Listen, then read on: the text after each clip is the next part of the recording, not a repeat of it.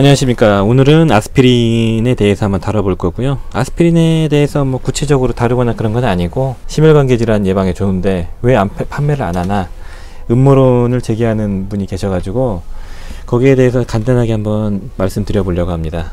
댓글로 요청이 좀 많아가지고 겸사겸사 하는 게 되겠네요. 일단 아스피린의 역사를 보면은 요약하자면은 1897년에 펠릭스 호프만이 바이엘에서 이제 아스피린을 만든 거고요. 아스피린은 120년 이상의 역사가 있는 거죠. 그리고 과거부터 이제 히포크라테스도 사용한 천연 진통제라고 하고요. 그리고 기원전 1500년경 고대 이집트인도 사용했다. 버드나무 껍질을 으깨서 즙을 추출하면 살리실산이라는 게 나오고, 그 살리실산은 진통 효과가 있거든요. 펠릭스 호프만이 아스피린인 아세틸 살리실산을 개발한 이유는 그 아버지가 류마티스 관절염 때문에 통증이 많이 있으시고 그거를 극복하기 위해서 살리실산을 많이 먹었는데 이게 많이 어지럽고 구역구토도 심해지고요, 맛이 엄청 없었다고 합니다. 그래서 그 맛을 개량하기 위해서 아버지를 위해서 만든 약이라고 합니다.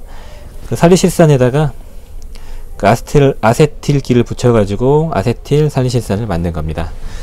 이 아세틸기를 만들면 흡수도 잘 되고 위장장애도 덜하고 그런 거죠. 그 진통제로 계속 사용하다가 1980년도경에 혈소판 응집이 효과가 있다는 게 증명이 됐고, 그래서 심혈관계 질환 예방 목적으로 사용에 대한 어떤 논문들이 많이 나오게 됐습니다.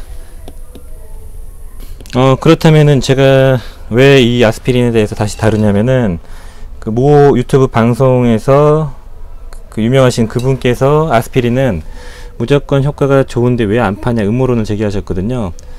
거기에 대해서 몇 가지 말씀을 드리려고 하고요. 아스피린은 진통소염 해열제로서의 역할을 하는 거죠. 그게 이제 500ml짜리 를 사용하고요. 2번, 그 다음에 애들 거 용량을 빼고 심혈관계 질환 예방하는 목적으로는 100ml짜리 장염 코팅되어 있는 아스피린 프로텍트를 사용합니다. 아스피린 프로텍트는 지금까지 계속 나왔었고요. 500ml짜리만 안 나왔거든요. 그래서 도대체 왜 이게 18개월 전이니까 2016년도 말쯤에 어떤 실험에서 문제가 생겨가지고 용출시험이라고 하더라고요. 거기서 문제가 생겨서 전량 회수가 들어갔고 그 다음에 판매를 안 하고 있는 거예요. 왜 안 하냐, 1년 몇 개월 동안 안 하냐, 다른 나라에서는 한다. 그런데 일단은 공급 물량이 이제 8월부터인가 이제 재개가 됐고요.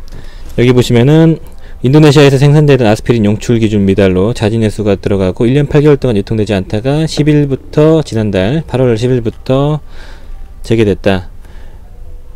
그 부적격 판정 이시 이후 바이엘은 인도네시아 생산 공장을 독일로 이전했다. 이렇게 하고 이렇게 됐다고 하고요. 외국에서는 판매를 계속 했다고 하는데 그 맞습니다.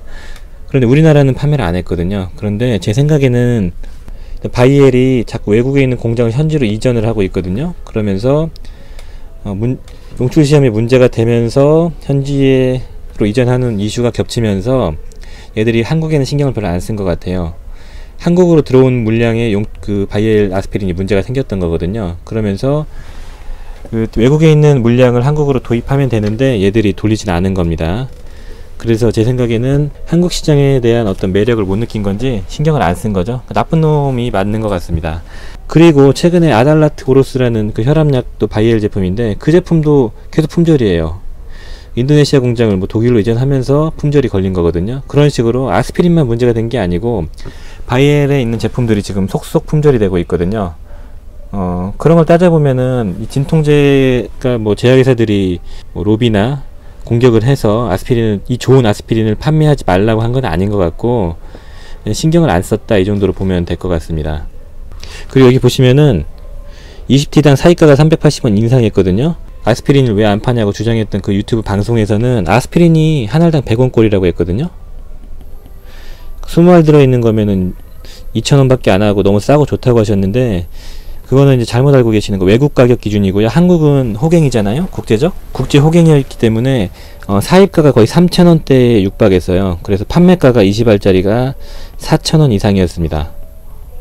그러면 외국 대비 훨씬 더 비싼데 왜 안 팔까? 이런 이유는 뭘까요? 제가 의사 지인들과도 얘기해봤는데, 약사 지인과도 얘기를 해봤고요. 근데 아스피린을 대체하기에는 너무 좋은 진통제들이 많이 나왔습니다. 그 방송에서는 타이레놀과 아스피린만 놓고 비교하시더라고요. 글씨 악필은 좀 양해 부탁드리고요. 아스피린은 소염작용이 더 있어서 타이레놀보다 염증이 있는데 사용하기엔 더 좋다라고 하셨죠.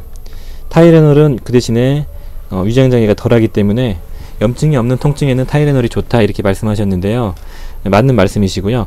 아스피린은 진통, 소염, 해열이 있는 세 가지가 있는 게 특별한 게 아닙니다. 엔세이드 계열은 다 이 세 가지 기능이 다 있어요. 그래서 많이 하시는 브루펜, 덱시부프루펜, 나프록센 등등등등등 이게 약국에서 구매할 수 있는 거거든요. 이 성분도 다 이렇게 진통, 소염, 해열이라는 게 있어요.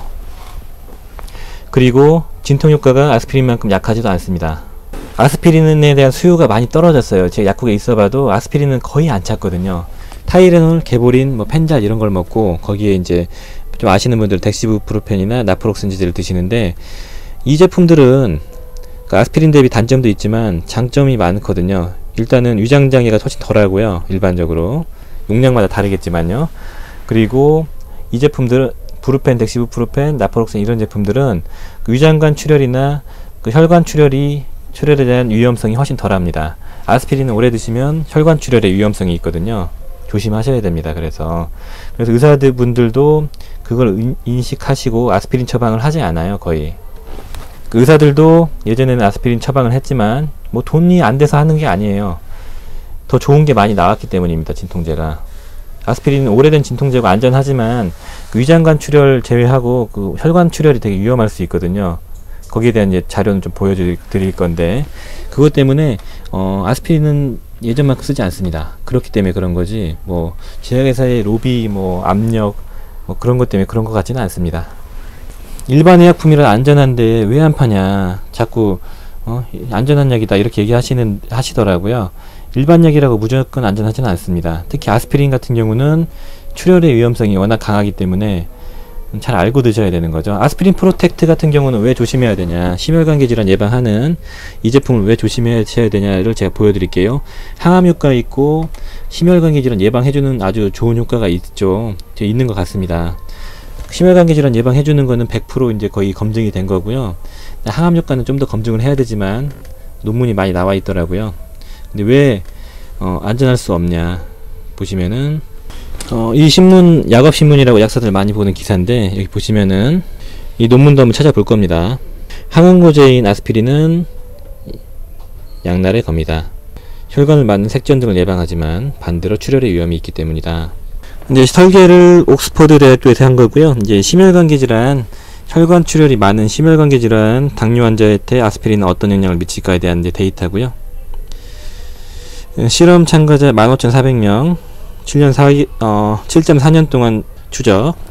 이게 되게 유명한 뉴 잉글랜드 저널에 이제 수록이 된 거고요. 15,480명에게 했고요. 아스피린 사용은 당뇨병이 있고 심혈관 질환이 없는 사람에게는 심각한 혈관 사건을 예방하지만 주요 출혈 사건을 유발했고요. 절대적인 이득은 출혈의 위험에 의해서 크게 상쇄되었다. 그러니까 이득보다는 출혈에 대한 위험이 클 수 있다 정도로 이해하면 되겠습니다. 그리고 이제 FDA에서 이제 권고안이 있거든요. 이게 보시면은 심장마비 및 뇌졸중 1차 예방. 1차 예방은 그때 말씀드렸듯이 아직 질환이 없는데 그 질환이 생기지 말라고 먹기 위한 예방을 위해서 사용하는 게 1차 예방이고요. 2차 예방은 질환이 생겼고 그 질환이 또 생기지 말라고, 더 심해지지 말라고 먹는 게 2차 예방용으로 아스피린을 사용하는 겁니다. 저는 개인적으로 FDA나 WHO의 권고안이 거의 꼭 봐야 될 부분이라고 보고 그냥 진리라고 생각합니다. 현재까지는요. 그러니까 점점점 좋은 이제 새로운 것들이 나오겠지만 현재 워낙 많이 나오고 믿을 수 있는 부분이, 정보 습득할 수 있는 부분이 제한적이기 때문에 일반적으로 권고안을, 좀 큰 규모의 정부 단위의 권고안을 보고 따라가야 될 것 같습니다. 논문 갖다 짜맞출 수 있거든요. 이게 이제 미국 기준입니다. 심장질환 및 뇌졸중은 미국 내에서 수천만 명이 이제 영향을 주고요. 아스피린 복용을 고려하고 심장발작이나 뇌졸중의 가능성을 줄입니다. 첫 번째, 심장마비 또는 뇌졸중 가능성을 줄이는 걸 1차 예방이라고 하고, FDA는 데이터를 논문들을 검색했겠죠. 심장마비나 뇌졸중 1차 예방에 아스피린 프로텍트를 일반적으로 사용하는 증거를 지지하지 않는다라고 하고요. 1차 예방용으로는 FDA에서는 지지하지 않는다, 먹지 말라 이렇게 얘기하고요. 왜 그러냐면은 1차 예방 효과가 입증되지 않은 상황에서 위장과 뇌의 출혈의 위험성을 증가시킬 수 있다, 심각한 위험이 있을 수 있다 이겁니다. 2차 예방용으로는 먹어라 이렇게. 2차 예방용으로는 심혈관 질환이 있는 환자의 경우 이점이 출혈에 대한 위험보다 높기 때문입니다. 그러니까 보통 일반인들이 건강 유지 목적으로 아스피린 프로텍트를 매일 먹는 거, 그거는 출혈에 대한 위험이 이점보다 높기 때문에 위험하다, 먹지 말라 이렇게 FDA 권고가 나온 겁니다. 드시지 마세요. 그러니까 전 개인적으로 그렇게 생각합니다. 뭐 먹으면 좋다는 논문들은 많죠. 그렇지만 일반적인 걸 봐야 되거든요. 그리고 이게 아메리카 하트 어소시에이션이었던가, AHA라고 해서 미국 심장 관련된 유명한 단체거든요. 여기서도 이제 보시면은 AHA에서 권장사항, 아스피린은 심장마비를 예방할 수 있다. 심장마비는 저용량 아스피린을 복용해서 조절해야 된다 이렇게 되어 있고요. 여기서 이제 권고하는 사항은 먼저 의사와 상담하지 않고 임의로 본인이 먹지 말라 이렇게 되어 있는 겁니다. 그러니까 여기서 말하는 내용은 의사와 상담 후에 복용해라, 본인 판단을 해서 1차 예방 목적으로 먹지 말라 이런 거고요. 그러니까 이런 아까 FDA, AHA, 뉴잉글랜드 저널 등에서 공통적으로 얘기하는 거는 출혈이 위험성이 있기 때문에 1차 예방용으로는 아니다, 2차 예방용으로는 좋다, 이 정도로 결론이 내려진 거죠. 보통 FDA가 뭐 음모론이 많이 있지만 일반적으로 믿을만한 가장 공신력 있는 단체이기 때문에 여러 단체들의 얘기에서 주구장창 주장하는 건 이렇게 1차 예방, 2차 예방 구분해라, 무작정 좋은 건데 왜 안 먹어? 라고 접근하는 건 좀 아닌 것 같고요. 그리고 바이엘에서 뭐 돈이 안 돼서 아스피린 프로텍트는 계속 나왔습니다. 아스피린을 판매 안 하는 건 아닙니다. 아닌 것 같습니다. 그래서 제가 하고 싶은 말은 의사와 상담 후에 복용하시는 게 맞다고 보고요. 그냥 무조건 좋은 거라고 왜 안 먹어? 계속 먹어. 이거는 무조건 좋은 거야. 암도 예방되고 심혈관계 질환도 낮추잖아. 신의 약, 꿈의 약 아닌가? 그렇지만 그렇고 거기에다가 알약도 엄청 싸. 그러니까 드세요. 이건 아닌 것 같습니다.